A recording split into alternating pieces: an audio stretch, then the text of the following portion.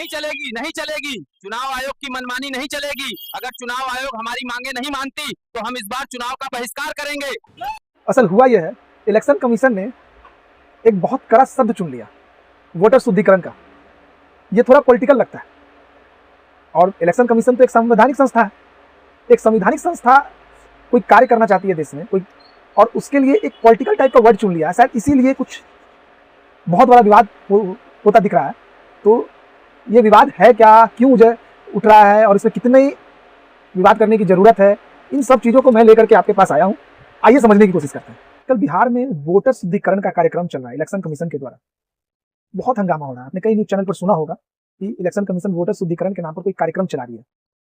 कहने का मतलब है कि वो नई वोटर लिस्ट बनाने चाह रहे हैं। इलेक्शन कमीशन का कहना यह है कि पुरानी वोटर लिस्ट में बहुत सारी त्रुटियां हैं, बहुत सारे घुसपैठिए घुसा हैं, जिससे बिहार का वोटर लिस्ट जो है वो सही नहीं माना जा सकता, इसलिए उसको सुधारा जा रहा है। और इलेक्शन कमीशन ने उसका नाम दिया वोटर शुद्धिकरण, और विपक्ष इस पर हंगामा कर रहा है। तो आइए समझते हैं कि ये वोटर शुद्धिकरण होने पर विपक्ष हंगामा कर रहा है, उसके पीछे वजह क्या है, और वोटर शुद्धिकरण होने की जरूरत है या नहीं, इसको समझने की कोशिश करते हैं। तो अभी जो मतदाता सूची है उसमें कुछ ऐसा नहीं है जिससे कि बदलाव या हो जाए जिससे सत्ता पक्ष को फायदा और विपक्ष को नुकसान हो जाए। क्योंकि जो साल भर पहले, ऑलमोस्ट साल भर पहले जो लोकसभा चुनाव हुए थे, ये इसी पुरानी वोटर लिस्ट पर, उसमें एनडीए को 30 सीट बिहार में आई थी और आरजेडी को 4। इसी तरह आप पिछले कुछ विधानसभा और लोकसभा चुनाव का रिजल्ट देखें तो इससे कतई नहीं लगता कि इसमें बदलाव या सुधार होने पर सत्ता पक्ष को फायदा और विपक्ष को नुकसान हो जाए। तो यह हंगामा क्यों है? तो अब सवाल उठता है, हंगामा हो क्यों रहा? तो इलेक्शन जो है ना, या यूं कहें पॉलिटिक्स, ये 3 चीजों पर टिका है। Propaganda, perception and narrative.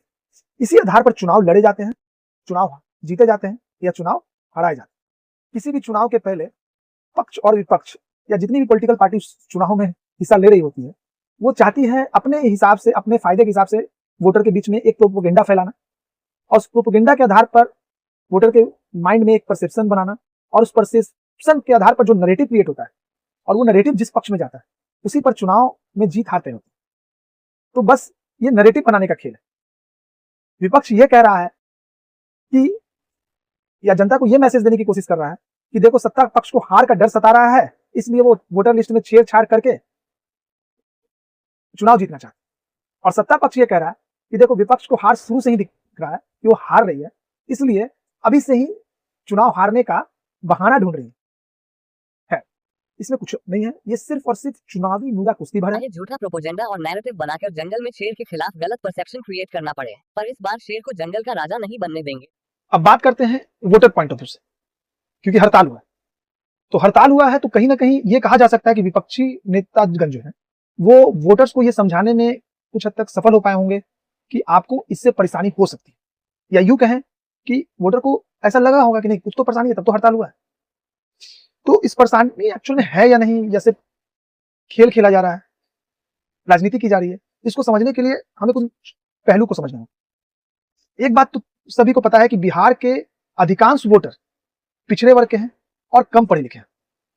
वो अलग बात है कि यहाँ का युवा मतदाताओं की संख्या 58% है, जिसमें महिलाएं और युवा आते हैं। वो पहले से ज्यादा जागरूक और अपने अधिकारों के प्रति ज्यादा उत्तेजित है और अपनी आकांक्षाओं को पूरा करना चाहते हैं। इसको समझने के लिए हमें कुछ डाटा को समझना होगा। देखिए, बिहार का जो लिटरेसी रेट है ना, आज 73.9%। इतने दिन सुशासन के राज्य चलने के बावजूद भी हम लिटरेसी रेट में देश के निचले राज्यों में ही आते हैं। हमसे नीचे सिर्फ राजस्थान, आंध्र प्रदेश जैसे कुछ चंद राज्य हैं। और वहीं अगर हम देश की लिटरेसी रेट की बात करें तो 80.9%। अब आप इस बात से अंदाजा लगा सकते हैं कि हम कहाँ हैं। अब इसको थोड़ा तोड़ के देखते हैं।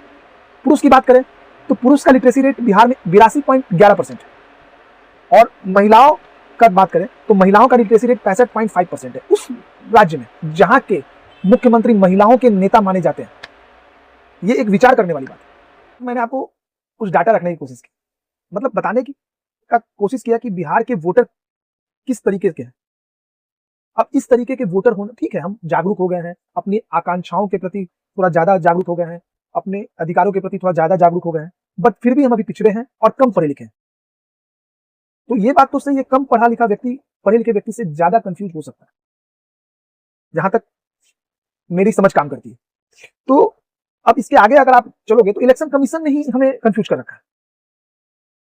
इलेक्शन कमीशन ने कंफ्यूज इस तरह से कर दिया है कि वो बिहार में ही एक तरह का पेपर नहीं मांगे, अलग अलग डिस्ट्रिक्ट वाइज वो अलग अलग पेपर मांगे। जैसे सीमांचल की बात कर लो, खासकर सीमांचल में ही उन्होंने, सब जगह तो एक जैसा रखा है, सीमांचल वाले क्षेत्र में उन्होंने कहा है कि हम आधार कार्ड एक्सेप्ट नहीं करें। उसके पीछे वजह यह बताई गई है कि वहां आबादी के हिसाब से 126% आधार कार्ड बन गया। मतलब इलेक्शन कमीशन का यह कहना है कि कुछ घुसपैठिए भी आधार कार्ड बनाने में कामयाब हो गए और हमें असल उन्हीं को इस वोटर लिस्ट पे से हटाना है जिससे बिहार विधानसभा का इलेक्शन प्रभावित ना हो। इसीलिए हम वोटर शुद्धिकरण का कार्य कर रहे हैं। उसी से संबंधित कुछ दिन पहले इलेक्शन कमीशन ने बयान दिया था कि हम सिर्फ बिहार तक नहीं रुकेंगे, हम बंगाल और झारखंड में भी इस पर कार्य करेंगे। मतलब जो भी बॉर्डर से सटे राज्य है जहां पर घुसपैठ होने की उम्मीद है, वहां पर हम वोटर शुद्धिकरण का कार्य करेंगे। मतलब अभी बिहार हो रहा है, फिर 26 में बंगाल भी होगा। इस वजह से पब्लिक के बीच में मतलब कंफ्यूजन आ गया। अब आते हैं बिहार में, तो पब्लिक कंफ्यूज हो गई है कि भैया और जगह तो मांग रहे हो यार, आधार कार्ड भी ले लेंगे, ये भी ले लेंगे, वो भी ले लेंगे, और सीमांचल में आप बोलो आधार कार्ड नहीं लेंगे। और रही सही कसर हमारे विपक्ष के नेता पूरी कर दे रहे हैं, उन्हें और बरगला करके। और मैं जो लिटरेसी रेट की बात मैं आपसे कर रहा था, आप सीमांचल में अगर जाओगे तो ये लिटरेसी रेट 73.9 से घटकर और नीचे आ गई। अब आप खुद सोच सकते हो कि वहां के लोग कितने कंफ्यूज होंगे।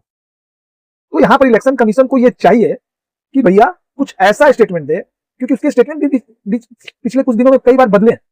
एक नोटिफिकेशन निकाले और क्लियर करे कि भैया आप सीमांचल में, मैं चूंकि ये रीजन है इस वजह से सीमांचल में आधार कार्ड नहीं, आप ये पेपर दो, और बाकी जगह में ये पेपर में से किसी को एक या 2 या 3 आप दोगे, मैं आपको वोटर लिस्ट में आपका नागरिक मान लूंगा। और एक बात मैं और बताता चलूं आपको, हमें ज्यादा कंफ्यूज होने की जरूरत भी नहीं, क्योंकि 2003 के बाद वालों में शायद जो नागरिक जुटे हैं उसमें ये उनको ज्यादा प्रूफ करने की जरूरत है। हमारे एंसेस्टर्स अगर 2003 के बाद हमारा बर्थ हुआ है और हमारे एंसेस्टर्स पहले से इस देश के नागरिक है, तो हम हैं ही, हमें प्रूफ करने की जरूरत नहीं है। जो जिनके एंसेस्टर 2003 के पहले भी बिहार के मतलब देश के नागरिक थे।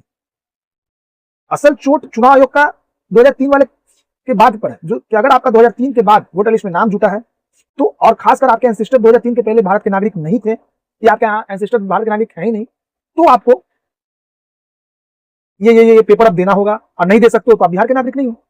तो इलेक्शन कमीशन ने तो खैर कंफ्यूज कर ही दिया, लेकिन एक जागरूक नागरिक होने के नाते, जो मैंने पहले कहा कि हम बिहारी पहले से ज्यादा जागरूक हो गए, तो हम एक जागरूक नागरिक होने के नाते हमें इलेक्शन कमीशन के कंफ्यूजन वाली बातों को इग्नोर करते हुए असल सच्चाई पर चीजों को रखकर समझना होगा। और कुछ चंद न्यूज चैनल और कुछ चंद विपक्ष पार्टी जो हमें बरगलाने की कोशिश कर रही है, उसकी बातों में बरगलाए बिना हकीकत के धरातल पर क्या है उसको जांच के, परख के और स्पष्ट निर्णय लेकर के हमें आगे बढ़ना होगा। पैनिक होने की जरूरत नहीं। अब वो एक अलग बात है कि घुसपैठियों के आधार कार्ड बने कैसे, वो एक अलग विषय है बहस का, जांच का, अभी हमें उसमें नहीं पड़े। खैर, अब आते हैं, मामला सुना है मैंने सुप्रीम कोर्ट में गया, और सुप्रीम कोर्ट ने कोई स्पष्टता अभी नहीं दिखाई इस मुद्दे पर, सिर्फ सुझाव देकर के मामला को 28 जुलाई तक टाल दिया। अब कहने का मतलब पूरी तरह से गेंद इलेक्शन कमीशन के हाथ में है। अब देखना यह है कि 1 सितंबर तक कितने % वोटर अपना नाम वोटर लिस्ट में जुड़वा पाते हैं, और अगर ये संख्या ज्यादा बढ़ जाती है या बहुत ज्यादा लोग नहीं जुड़वा पाते, तब एक अलग तरह का खेल शुरू होगा। चुनाव है, विपक्षी तो छोड़ेंगे नहीं, चाहे वो इलेक्शन कमीशन हो या कोई भी। जब सीबीआई ईडी को नहीं छोड़ा तो इलेक्शन कमीशन किस खेत की मूली है, और इलेक्शन कमीशन की मां बहन तो विपक्षी पिछले 10 सालों से करके ही आए हैं, ईवीएम पर सवाल उठा करके। तो खैर, हमें इन चीजों को समझने की, आगे बढ़ने की जरूरत है, और 28 जुलाई का खैर वेट करिए, उस दिन सुप्रीम कोर्ट क्या कहती है, और असल वेट करना 1 सितंबर का। तब तक जय हिंद, जय Bharat. If you want alcohol, if you want to have fun in the jungle, then vote for Lalu's son this time. Lalu Yadav Zindabad.